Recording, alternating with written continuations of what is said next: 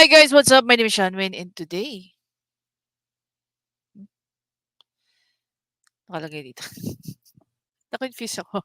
Recording pala dito, tas end live. Anyway guys, kamusta kayo? Kamusta ang Sunday nyo? Kamusta naman ang super, super rainy weekend, no?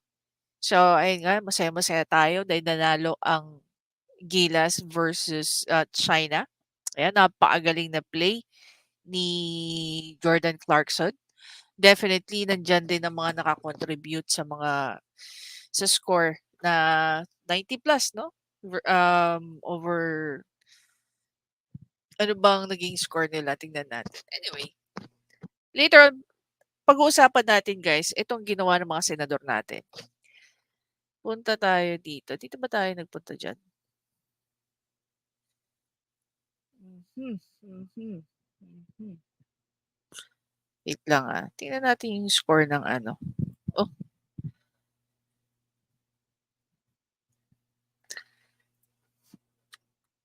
Gilas versus China. 96 over versus 75 na naging score ng China. Anyway guys, so puntahan nga natin, balikan natin yung ating ginawa 'no, ng ating mga senador. So basically, may nag-post nito, palakayin natin para mas ma-appreciate niyo. So nanood nga po ng basketball itong si Villanueva, Zubiri at saka si Bato de la Rosa. And kitang-kita naman kung ano yung itsura ng kanilang mga pinagsusuot. Okay, this is yung game ng Gilas versus China. Okay, not only that, pati pala si Senator Bongo, 'di ba? I'm not sure lang with Senator Pia Cayetano. I hope not, 'no? Hindi ko rin naman nakitang 'yan din ang sinuot ni Senator Angara, 'di ba? Si Sana Angara 'to, 'di ba? Okay. Tingnan niyo naman yung mga itsura ng mga 'yan. Tapos ito pa sinabi ni Senator Villanueva. Just like an arbitrary ruling, we had a commanding and convincing victory against China. Mabuhay ang Pilipinas. Ito yung dito ako naiinis, no? Dito ako naiinis. Unang-una sa lahat, kung nanalo ba, dahil nanalo ang Gilas, nabawi ba natin ang WPS? Natigil ba ang usapin ng patungkol sa WPS? Hindi naman, hindi ba? That's number one. Number two,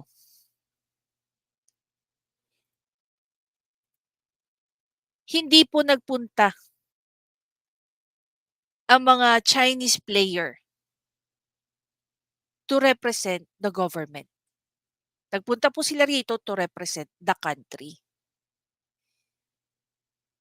Hindi ba? Pangatlo, naiisip ba nitong mga to na may mga Pilipino rin na andun ngayon sa China? Bakit ba ginusto natin na maging host country nitong FIBA World Cup? One, definitely to promote the Philippines. Do you really think nakaaya-aya itong ginawa ng mga to? Nagagalit tayo kasi bully ang China. Pero anong ginawa din natin? Binuli natin yung players nila. Walang kinalaman ang Gilas or ang FIBA sa issue at usapin ng Ayungin Shoal, ng Scarborough Show, at ng kung ano-ano pa dyan sa West Philippine Sea. Imbis tratuhin natin ng maayos ang mga bisita natin dito sa FIBA, ganito pa yung ipapakita natin. 'Di ba? Anong comment ng mga tao rito ng netizen? Distasteful. 'Di ba? Ano pa? Nag-leave daw ng bad taste. Tama ba daw yung ginawa? Let's see. Tingnan natin yung Tingnan natin yung comment ni Mang Ramos Jr. Sabi niya rito, balita, tinanggal na ba ang China? Na ba ng China ang Dash 9?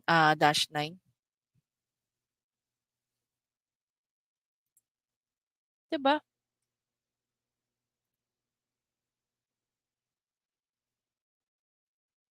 Tama ba 'yun?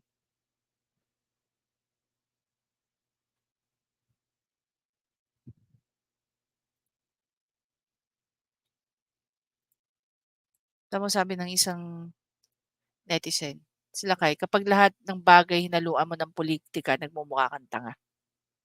Exactly.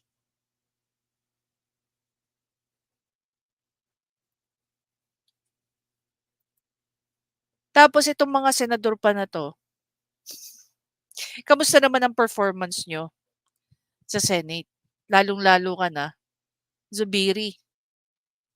Anong rate ang nakuha ni Zubiri ngayon? 69%,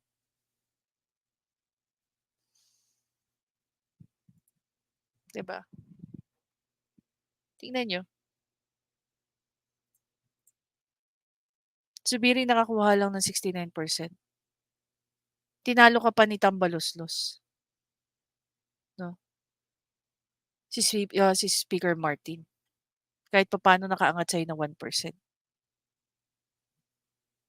69, 'di ba?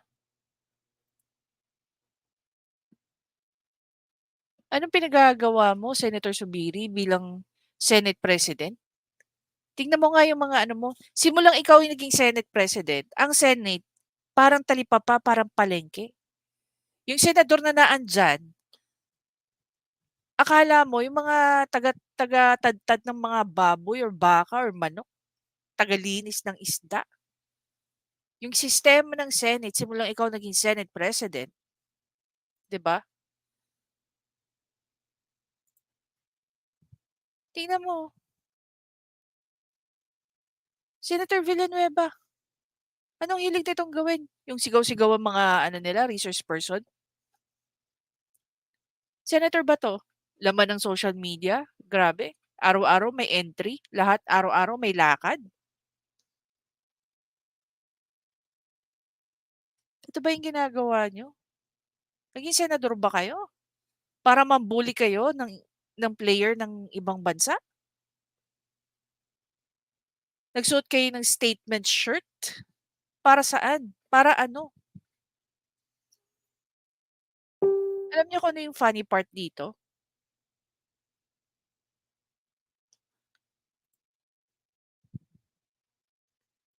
Ng Asian Games, Gilas will be missing Dwight Ramos when it plunges into the Asian Games in China later this month. So, ang Asian Games po, mangyayari sa China. Tapos ganyan yung trinato ang mga Chinese player. Well, nagpapakamatay ang gobyernong 'to, 'di ba? Na magdala ng mga bisita, nag-iinvest ang gobyerno na 'to na magbayad ng mga walang kuwentang advertisers. Ito yung ipapakita ng mga senador natin sa mga bisita natin. Hindi natin nakakalimutan yung ginagawa ng Chinese Coast Guard. Parang tayo lang 'yan, eh. Pumupunta tayo sa ibang bansa, 'no, may mga Pilipinong pumupunta ng China na hindi naman nila bitbit ang politics ng gobyerno natin. Same thing with the Chinese players. Pumunta sila rito of good faith, of goodwill. Tapos gaganyanin ng mga senador natin. Paano kung baliktarin natin yung sitwasyon? Yung mga players natin since papunta sa China, bulihin din sila ng ganito. Anong mararamdaman natin? Hindi ko alam kung anong gustong patunayan nitong mga senador na 'to, eh. Papogi, payabang, o ano? Maging hostile? Sa totoo lang bilang isang basketball fan, hindi ko ikinatuwa 'to, eh. Ikinabwisit ko pa lalo. At kung I mean, just in case that you wanna know 'no, alam niyo ba ang mga Chinese, mga well-traveled ano 'yan, tourist, pumunta po kayo sa kahit saang bansa. One of their top when it comes to Asian tourist, one of their top is Chinese. Big spender po ang mga Chinese whenever they travel. And then ganito, 'di ba? Hindi ko alam kung mga anong klase yung mga nagiging senador natin lately. Nakakainis, promise, sobrang nakakainis. Gamit ko yung mic nung ano ba 'to, SteelSeries, 'yan, yung gaming headsets ko. Binaklas ko po kasi yung mic ko, eh, so aayusin ko siya kasi matatakpan dito yung eh. Anyway, happy tayo na nanalo ang Gilas. Pero kung may mga ganitong klaseng napaka-immature na mga senador, natuwa sila sa ginawa nila, pero maraming Pilipino ang natangahan sa ginawa nila.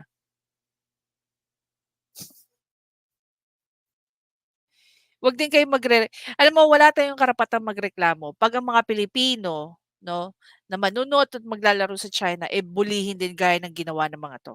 Sa kanila natin 'yan isisi. Napakagagaling kasi, 'di ba? Lahat kino-connect nila kahit hindi naman dapat at hindi kailangan. Imbes i-enjoy na lang natin yung game, gaganyanin mga trigger happy din 'tong mga 'to, eh. Lakas maka-ano, I don't know, kayo guys kung kayo tatanungin ko, how do you feel about this? 'Di ba? Okey lang ba 'yun sa inyo? Halimbawa kayo may kamag-anak sa China, bulihin din ng mga Chinese 'no, in retaliation sa ginawa ng mga senador natin. Okey lang ba kayo do'n?